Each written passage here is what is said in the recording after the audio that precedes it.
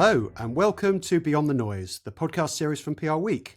I'm Danny Rogers, the Editor-in-Chief of PRWeek, and it's been a great summer in the UK this year, and one that's been characterised by a plethora of great live music, from the Isle of Wight Festival in June right the way through to Oasis at the moment as we record, and with much more to come, I should say. And with all those well-attended and highly lucrative tours and festivals, there's been a lot of marketing and communications, of course. A mixture of brand opportunities and some real crisis management involved. So that's what we're going to focus on in today's podcast. And to help ask the questions, I'm joined by another music fan, PRWeek's Deputy News Editor, Evie Barrett. Hello, Evie. Hello. And we're also joined by two of the UK's, probably the world's, most accomplished music and entertainment PRs. The legend that is Alan Edwards, founder and still CEO of the Outside organisation, who, as you probably know, has spent his life managing the likes of David Bowie, the Rolling Stones, the Spice Girls and many more. And of course, Alan wrote his very successful biography last year, I Was There, Dispatches from a Life in Rock and Roll. So welcome, Alan. How are you? Fantastic to be here, Danny. Nice to see you. Great intro. You should go into PR. I should be. We're also joined by another legend and one of the founders of the now top-ranked entertainment PR agency DawBell. In fact, the Daw part of the DawBell, which is Richard Dawes. How are you, Rich? I'm very good, thank you, Danny. Good to see you. Right, so we've got a huge amount to get through today. So let's start by trying to explain exactly why live music appears to be booming in 2025. Why do you think that is, Rich? I think probably several reasons. It's just an incredible lineup of artists coming through this year. Some incredible reunions, one you've mentioned already. And I think also there's just a general trend, not just post-COVID, but also I think just in this modern age where we're glued to our screens all the time, where there's more of a craving and desire to go and have experiences, live experiences. But it's off the scale. I mean, I saw the numbers in the last couple of weeks, and I think Live Nation hit their record in the first 5 months of this year. So, it's exciting for all of us. I should say that one of DawBell's clients is the Oasis tour, although I know you can't talk specifically about this ongoing event at the moment, but obviously that's been one of the big events this summer. Yeah, absolutely. Alan, any thoughts on why you think it's so successful? I think, as Rich says, the variety of acts is incredible. I think also the quality of the shows is amazing. And I say not just the performance, but the actual facilities. I mean, we work with BST Hyde Park, which is a gold standard for that. The food, the toilets, the catering, the sound, the lights. I mean, it's another level. I was thinking back as I was walking to the first festival I ever went to, which was like 1969-70, Plumpton Festival, Cat Stevens, Rory Gallagher and Taste, and Barclay James Harvest. I mean, literally, the stage was some wooden boxes. The toilets were holes dug in the ground. I mean, it's come on a long way. The facilities are amazing. And I think also to touch on something Rich said, there's a societal change going on. And I think people really want the experience and want the atmosphere. And I think there's maybe less interest in having things and cars and objects. It's living in that great moment. So there's a whole thesis to be written on that, I guess. And particularly post-pandemic, I guess, where we were all locked up for the best part of 2 years and now possibly part of the... We want the communal experience. I mean, I went to see Oasis on Sunday night and the celebration amongst the crowd is almost religious in its fervour. Yes, I also went to Oasis a week ago and I agree. It's a tremendous atmosphere, almost like a football sort of atmosphere. Football fans are better behaved. I got hit by a flying beer on Sunday night. Yeah, well, you got. Well, Chelsea's different. I think it's worth mentioning something Richard Ashcroft mentioned a couple of shows ago, which was, we're experiencing difficulties at the moment. We're meant to be in this perpetual recession, depression, whatever you want to call it. And I think it's one of the things that people look to escape out of that. So I think that's probably a contributing factor as well. I think among younger generations, TikTok has completely changed things as well, because I've always gone to quite a few gigs and sort of pre-COVID, post-COVID, I think there's been such a shift because everything is so much better documented now. I mean, even if you don't go to a tour, you're seeing the highlights from it online. So I think there's a real fear of missing out, especially among young people. And as you say, such like big productions now, it's just, you kind of have to be at these things. Otherwise you're going to see all about it and the FOMO effect. Yeah. We've spoken a bit about festivals already. Obviously, they have a lot of different elements in terms of the organisers, the artists, the sponsors.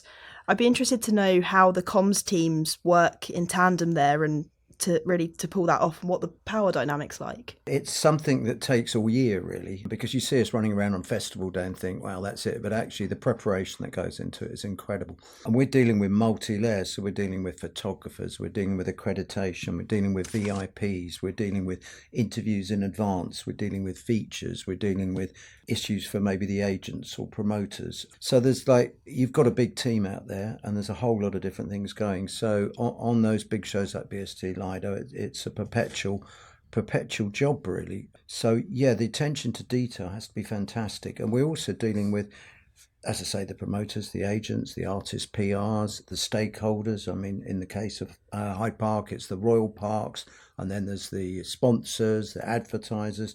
So there's a multitude of things. So much work goes into making these spectacular days out for everybody. And how about you, Rich? How much of a challenge are festivals for you guys? Yeah, I think when you talk about a power dynamic, I think it's sort of centralises around the event PR or the artist tour PR. I think you've got the venue PR, and like Alan mentioned, promoter PRs, etc. The sponsors who have their own comms teams. We spend a lot of time in advance, like Alan mentioned as well, like in the run up to these things, just preparing and making sure you know who's doing what, making sure your teams are all introduced to everybody, everyone knows what happens in the event of certain situations. And actually when things do happen, the key is really understanding whose job it is to speak, rather than just kind of running in and going, right, we're going to make a statement and do this. Sometimes it's not necessarily with the event PR to make that communication. It's a very intricate setup and needs to be well planned ahead and well executed when needed. Okay, so obviously it's been a summer where there's lots of different age groups being targeted in tours. Oasis is a sort of classic Gen X band, I guess, and you've got Billie Eilish for the Gen Zs, and then you've got many festivals aimed at young people, festivals, sort of legends coming back and aimed at older audiences. So do we feel now that the communications and marketing around live music has become more sophisticated? So there's different ways of communicating with a younger audience or an older audience. Any thoughts on that? Yeah, I think generally communication has become more sophisticated due to what we can find out from data. And I think a lot of the time now we're finding ourselves more so speaking to the clients about the data that they're receiving from their audiences year on year, especially if it's a festival that repeats annually, to ask them what sort of feedback they're getting from their audience. So, you know, what sort of things they like to do other than go to this festival, what sort of things they're reading, what sort of things move the needle for them, you know, in previous years. And I think we can be a lot more targeted with the sort of things we're doing.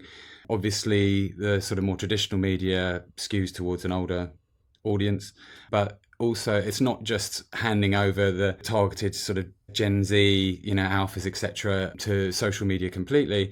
We're finding that actually going through traditional media and the fact that they're also on TikTok and they're also on Instagram and they have pretty healthy followings, a lot of them, and that actually can help penetrate into those audience through those traditional channels.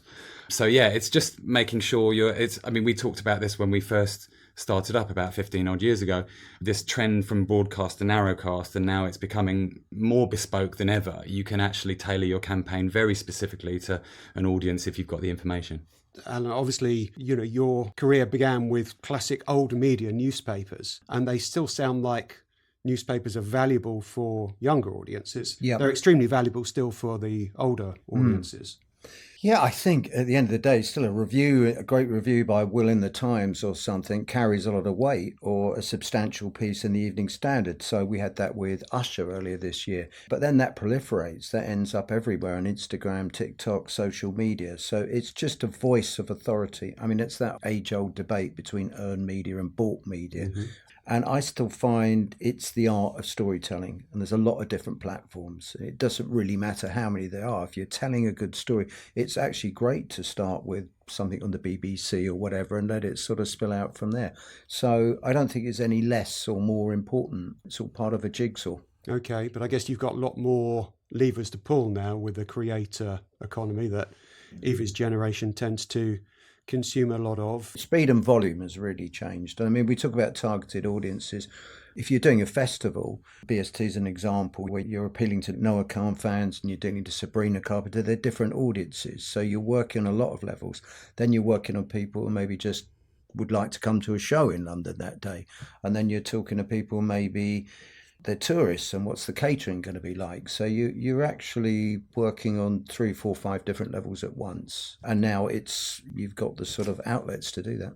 Anecdotally, it does kind of feel like tickets are sort of selling quicker than ever. I think people have such an interest in buying tickets for things that perhaps maybe the strategies have changed. Would you say, are you thinking more broadly about not necessarily just the people who are coming to the show, but sort of building cultural moments around these festivals and gigs and kind of thinking with a broader lens in terms of the strategies you're using to promote artists and sort of their tours? Well, if you look at Glastonbury, that has been a cultural moment since it began, and that's about a sort of gathering of alternative voices, isn't it? Whereas then at the other extreme, you look at something like Ozfest, it's very specifically about heavy metal fans, so there's different ways. But I think if we're jumping ahead there and talking about people creating their own events, as with Bloodfest and Youngblood, I mean, he knows who his audience are. They're all kind of his friends. He has a very special relationship with them. He talks with them about issues like mental health and so on. So he wants that whole experience. It's a family thing. You're coming together. It's not just a mix of different music. The fan is going to feel that they're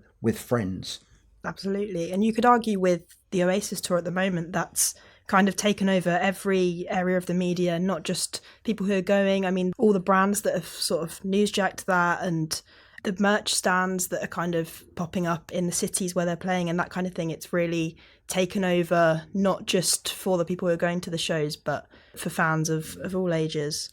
Yeah, I think music feels more accessible than ever. I don't think you do have your tribes.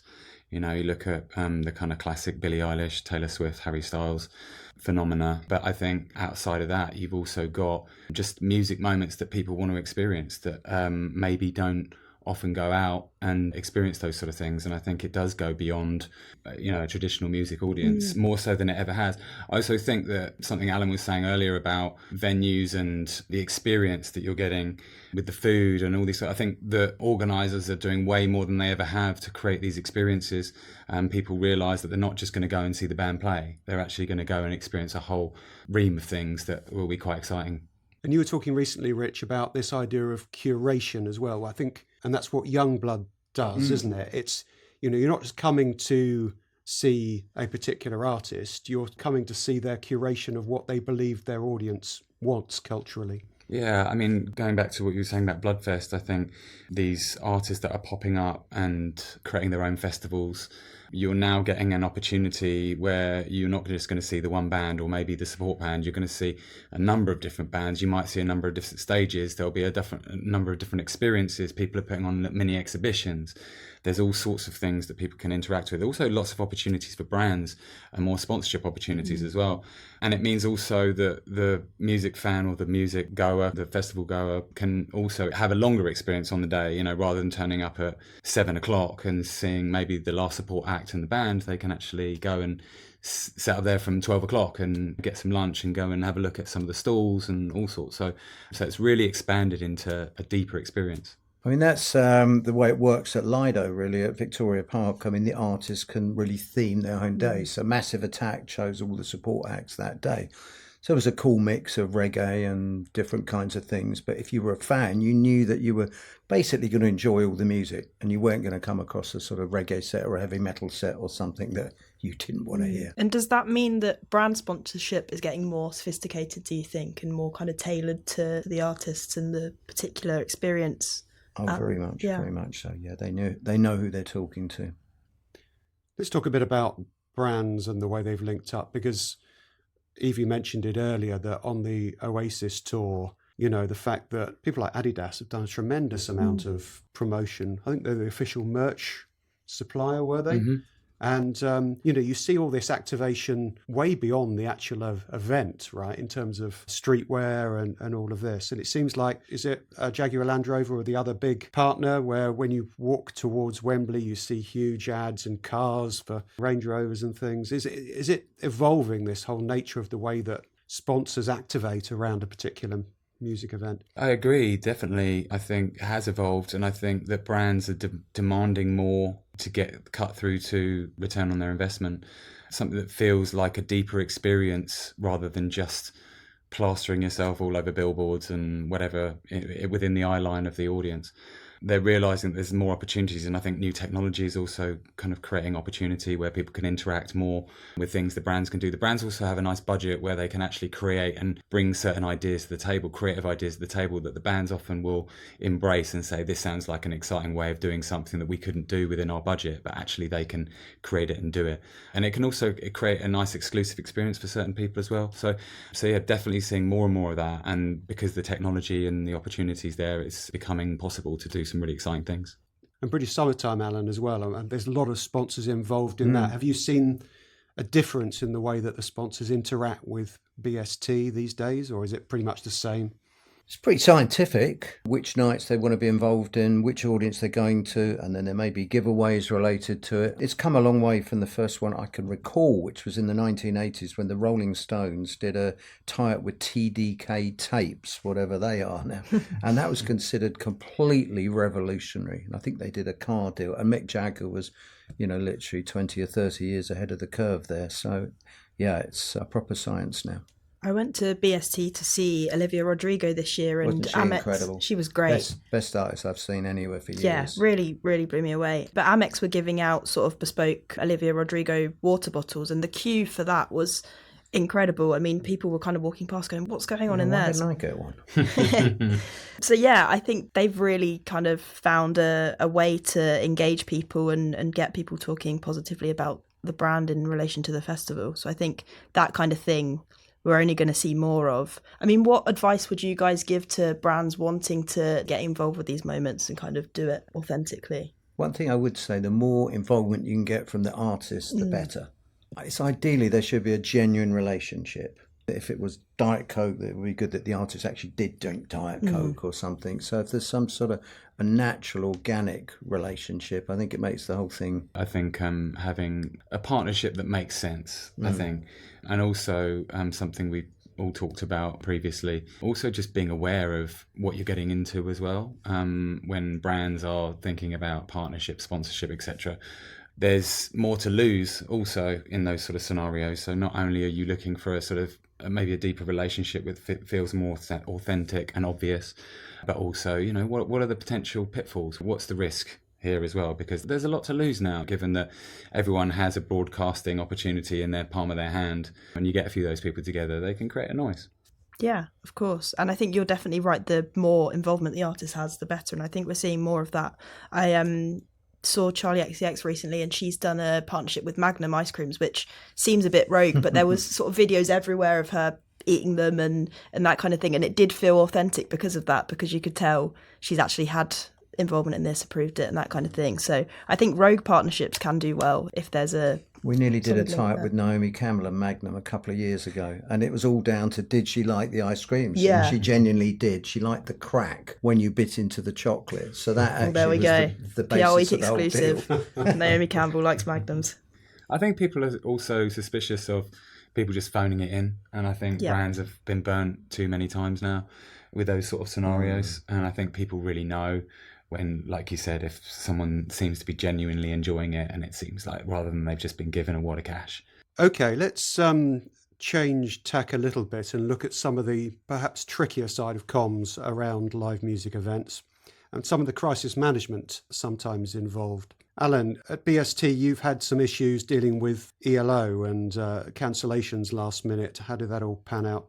In the end, it went as smooth as you could have hoped for under the circumstances. But we obviously found out that Jeff Lynne, I think, had injured his hand. It was only the day before, so we had to get into operation very quickly. And as Rich said earlier, one of the key things, or the first thing with comms in any areas, you have to speak with one voice. You can't have a myriad of different people commenting. So you have to have a pre-arranged strategy, which we all have and has practiced many times on and you liaise with the police, the fire or whatever, so that there's one thing. And the promoters, in our case, there's all kinds of stakeholders, the royal parks and even advertisers and everyone. Then you have to consider other issues like the rest of the bill. So there was a load of other acts playing, like Steve Winwood, which I was looking forward to that one actually. But the first question a lot of fans are going to ask, is the show going on anyway? Will I come and see all those acts, or is because ELO are not doing it, is it over? So all those decisions have to be made quickly. So when you issue the statement, you're trying to answer every possible thing that could come up in advance, really. So you've maybe, in that one, we were working that on the Saturday lunchtime. The show was Sunday night. You're trying to do it in minutes, really, with a lot of people coordinated. And, of course, the artist management, what the artist is putting out on their own socials, what we're putting out on BST socials. So there's a whole lot of things to consider. Get the message. Once you've got that press release right, then you've got to get it out as fast and quick to as many people as possible. Yeah, it struck me that it seems to me the risk of cancellation or accidents is growing as the age of the legends is growing. So, I think, wasn't it Rod Stewart almost pulled out of Glastonbury with a cold or something?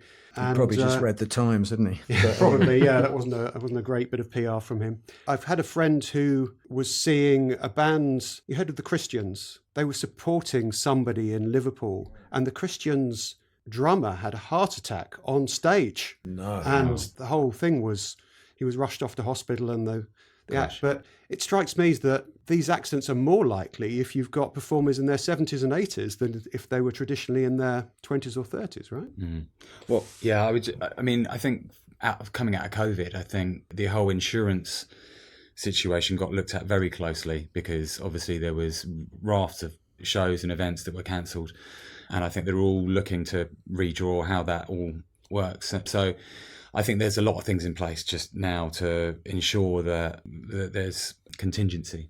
And you've got minutes to get on a story, really. And I think it's a bit like that game Whack-A-Mole. You're sort of banging it down. And for the first maybe half hour, it's maybe popping up in 20, 30, 40 places, small stories. And you're saying, no, that's not what happened. This is what the really circumstances were. And if you don't dampen it down in that first hour or two, you can lose control of it. Mm. So as Rich says, you always got to be switched on. There's no way you're sort of having the day off afterwards. Yeah. It's also knowing when to ignore elements of social media and when to take it seriously. I think it's a big challenge, a constant challenge. Knowing when that sort of turns into something more serious, or whether it's just the gossip and the general sort of hearsay. So that can be a challenge sometimes. Managing more the client sometimes in look at what's being said. It's kind of like, let's just see where this goes before jumping in, because sometimes you can make it more of a story. Yeah, that's a great point. And I think, as a comms person, you have to be careful not to just be in this bubble, which is a sort of hubble of people in a sort of an office backstage. I'm sure you do. I always try and walk around the site, get a feeling, chat to fans, look what's going on in other tents. And you can tell whether people are enjoying it or not. And if there is, it's very different to one person saying, oh, I don't think they like this, or they're not enjoying that. Feel for yourself. Have a sense of it. It's really important. And I guess the question is, how far can you prepare for these kinds of things? Because if you look at crises, there have been plenty sort of this summer, live music. You can kind of split them into issues that could have potentially been solved in advance if organisation was better. For example, a load of festivals in Brockwell Park were nearly cancelled because there was a legal challenge around the number of days that the park was being used for festivals. Compare that to things like the ELO cancellation or the Tomorrowland stage burning down days before the event. That's clearly something that it's very unlikely you could anticipate. What do we learn about how these things can be handled and how far you can prepare? Brockwell Park was interesting because I think that the argument was over 5 days. I think they wanted it they had it for 34 and they were using it for 38. Something like that. It was a real legal technicality on how many days it was being used. But you would expect that sort of thing to be agreed months, maybe years in advance. I don't know how it got so late. We weren't involved, but you could try and prepare for everything. I suppose there's always the completely unexpected. We might all get hit by a meteorite one day, but that's never happened yet. I think the stuff going back, if you go back and historically, the promoters we all work with are incredibly experienced, and they've got people that have seen everything you can imagine, stages falling down. And I know we're going to come on to inclement weather, climate change. That's really beginning to have sort of that probably is our next set of really unexpected challenges, especially if you're somewhere like Australia or Spain, where you're getting excessive heat. Maybe you're doing a festival in the middle of the Pyrenees, and how are you going to get water for 30,000 fans on a super hot day? So that's all, how do you keep everyone cool? All of that. So there will always be something else for it to keep us busy, for us to think about and worry about. Yeah, we're going to talk about sustainability later, hopefully. But talking about hot weather leads us on to Glastonbury. I want to talk a bit about Glastonbury 2025, where I was lucky enough to be, and it was hot, and it seemed to be getting hotter year after year, which is a real challenge for Glastonbury, I think. They've started putting sun cream in certain places around, free sun cream in places, obviously really increased the number of water It's a points. sponsorship opportunity there, isn't there? There is, although they don't like sponsorship very much at Glastonbury. But also there's not very much shade at Glastonbury. But that wasn't the big story. It was the big story around Glastonbury which started off being kneecap and whether they should play. And they did play in the end. And the BBC were watching them very carefully to see what they said. Unfortunately, the BBC missed Bob Vylan's performance and some of the things that he said about the Israel-Palestine conflict particularly, and this became a huge story. This was front page news story, and Glastonbury had a lot of flack, and the BBC as well had a lot of flack. Do you think stories like this are possibly becoming inevitable in this politically charged environment that we live in? Yeah, absolutely. I think there's more access to more information. I think when you have a very highly charged situation, it can spread faster than ever. You've got 1,000,001 opinions as well. I think there's a lot of pressure on you're complicit in your silence. So there's a lot of pressure on people speaking out. And sometimes if you're forcing people in that way to speak out when maybe they don't feel comfortable, they might say something they've not prepared properly for. So yeah, I absolutely do. I think we've seen with recent administration changes in various countries, lots of different sort of political leanings, dividing swathes of people. I think we're seeing more and more people and factions and communities pitted against each other, meaning that you can't really win one way or another. And I think our age-old advice has always been to artists, find a middle ground. I think a lot of the way, especially in some of the Gaza, Palestinian, Israeli conflict situation, there's not really a middle ground. I really liked what Tom York said. I think if you're looking for a sort of a standard in terms of someone who's constantly speaking out, I think he very eloquently sort of put it and said... What do you say? It was more about peace, really, just saying, I like what he said about anyone who's actually pushing you to threaten another group of people, you shouldn't be listening to them, that it should be about peace and finding a peaceful resolution to whatever's going on. I think that's all we can hope for. And I think given that not being able to be silent, not being able to kind of side with one way or another necessarily without having some sort of flack, I think finding somewhere where you can appeal to the sort of human element of it. It's tough for Glastonbury though, isn't it? Because, I mean, of course, Glastonbury started off as a peace festival, a hippie festival, and they're still they still have CND banners all over the... It was counterculture, which was about demonstration in a lot of ways, and then it was the environment. I mean, I think we have to be very careful with all this stuff because incitement to violence is obviously can't happen, but protest can happen, and we don't want to sort of at the same time wipe all that out, because if you think of the revolutionaries who've ended up national treasures, and you think some Bob Dylan was considered a terrifying figure, for some of the things he said. And I mean, I always think of the lovely Sex Pistols and God Save the Queen and how that shook the establishment. Wasn't it? The controversy was an advantage in their promotion there. Yeah, but it was, now they're sort of like the most friendly, nice group and everybody wants to go and see the Sex Pistols. So I think you have to be very careful not to be sort of too heavy-handed on like clamping down on free speech. There's a real balance. And I think the law probably has it about right. If you incite violence, that's no good. But it is a challenge of festivals and stuff because you don't always know, and maybe an artist, a performer, doesn't always really know what they're going to say in the moment. And Massive Attack, I was lucky enough to be, as you were, at Massive Yeah. Attack, and really that was almost like a political rally. I mean, before they came on, they had a 10-minute speech on what was going on in Gaza, so very politically charged event. But that's part of their That's part It's of part their of brand. their ethos, and as we know, they put a lot into the environmentally thing. That was the first concert that was completely 100% battery operated. They are an alternative protest group. Did I see the other day they cancelled a show in Georgia because they've something to do with the government there? Anyway, they've always had a voice, and I mean that's if you come to a Massive Attack show, you can expect that. I think. Yeah, I agree. I think leaning into what you're known for, I think, is the way. Like, I think if you suddenly pop out of nowhere and start championing for climate change when you've never done it before, and you're doing things maybe that are counter to that, maybe hypocritical, you're going to get called out. We talked about brands and authenticity and artists siding with the right brands, and it's the same with the right protests and the right campaigns. So I think those things have to be looked at really carefully. And I think for the right person and the right band, if they're associated with speaking out and being a bit more revolutionary and holding it to the man, then I think that they're got a more bandwidth to be able to do those sort of things. If you're a pop artist who's a judge on a judging panel of a reality TV show, you've probably got less. With Kneecap, obviously, you're quite close to the wire with that whole brand and positioning, aren't you, with the whole quasi-IRA imagery that they use as well. So what do we think of Glastonbury's response to the Bob Vylan comments then? Because traditionally, Glastonbury maybe wouldn't have condemned protest, but actually it was quite quick. Presumably this came from Emily Evis. It was quite quick to say we condemn any incitement to violence. I think it was the right move. I always like to put it on the other side. If you were inciting violence for the other way to what you might, or another situation where you might have said these guys are bad, and you asking people to commit violence, it still wouldn't feel right. So I think they were 100% on the money with that.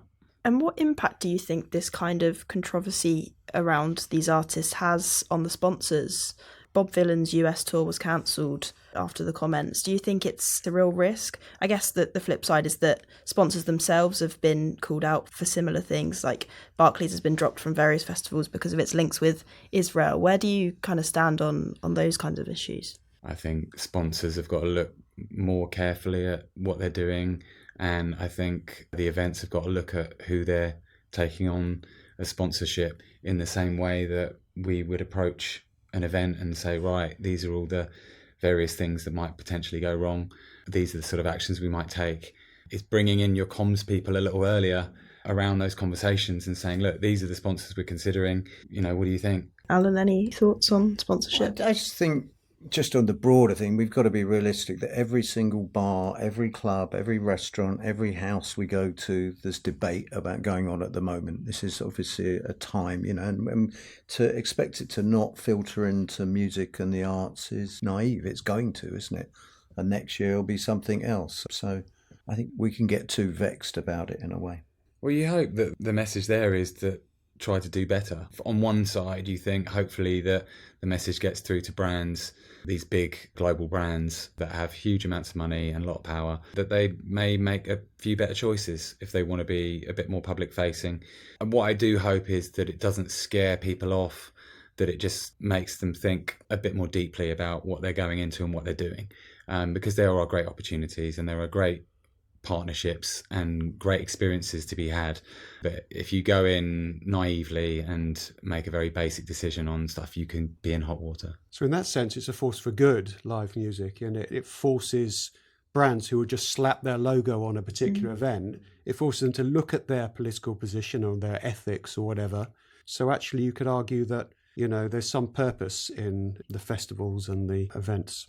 Well, music is a force for good on so many levels, isn't it? It's getting people out, it's bringing them together, it's a good spirit, these are happy times, it's a celebration. It's probably one of the things that keeps a lot of people going through what are fairly dark times.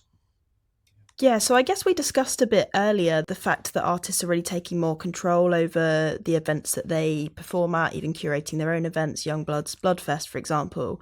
I think it links really back to the need for artists to have a purpose with their music and the events that they curate around that. Obviously, sustainability is a big part of that, and I think, correct me if I'm wrong, it seems like a bigger consideration from an organisational point of view, but also from the artists themselves, kind of a real passion point. Are you seeing that come through a lot more?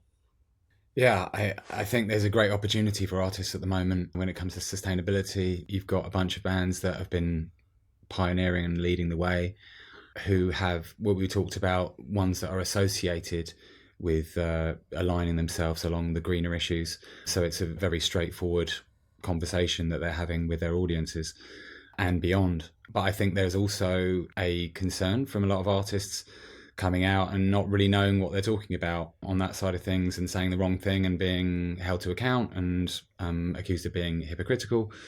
And I think it's probably the most important issue long term that we're all dealing with. And as we've said, there's a great opportunity for the arts and for music to inspire on that side of things. And so my recommendation to anyone on that side of things is to just get some great advice. Speak to people who really are in and involved in those things. That's what the people who are the best at doing that do. They have advisors. They have people who are there helping with their sustainability marks around all of the touring and the recording, etc., etc. But there's a great opportunity for artists to come out and do more on that side of things if they've got that right advice. And I think also it's got to be authentic. It's got to feel like it's something that's personal to them. People don't like to be preached to. They don't like to be told what to do. They like to see people leading by example. And I think all of the great artists at the moment, especially the ones who are appealing to a younger generation, are doing that seamlessly. They're just leading by example and doing great things and inspiring a generation through their actions. And I think finding a way to do things around, greener issues and sustainability in a very authentic way that's personal to them, telling a story in their personal way, could be an incredible thing. I mean, Rich is right. It's got to be authentic. And I mean, there are market leaders, if you like, or pioneers. Coldplay deserve a big shout out for that. They've been doing it a long time. Massive Attack, as I say, quarter of a century now.